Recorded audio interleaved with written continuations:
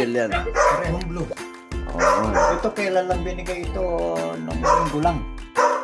Eh, mga collection niya ng alak. Pero ang pinakamahal ito. Alin? Ito 94,000 to.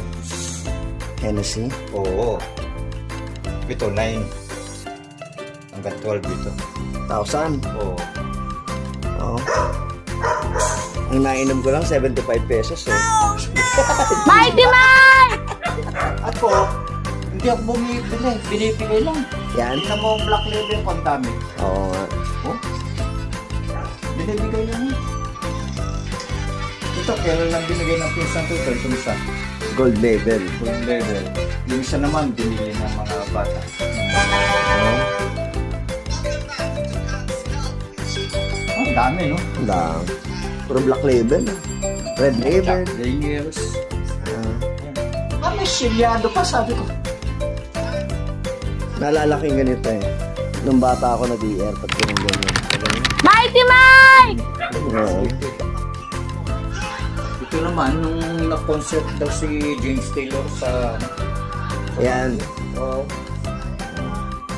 Ayaw, mga wine yan. Pero yun, hindi. Hindi wine. Oh.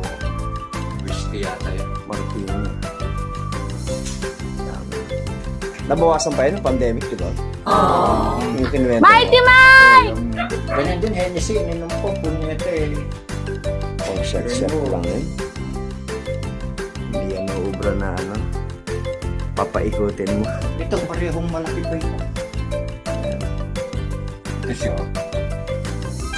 Nabawasan ko ito. Gusto ko tikman eh. Ah, yan ang natikman mo. Oo. Ayan. Ano. Yan yung mga nasa ano eh. Oh, tasarap.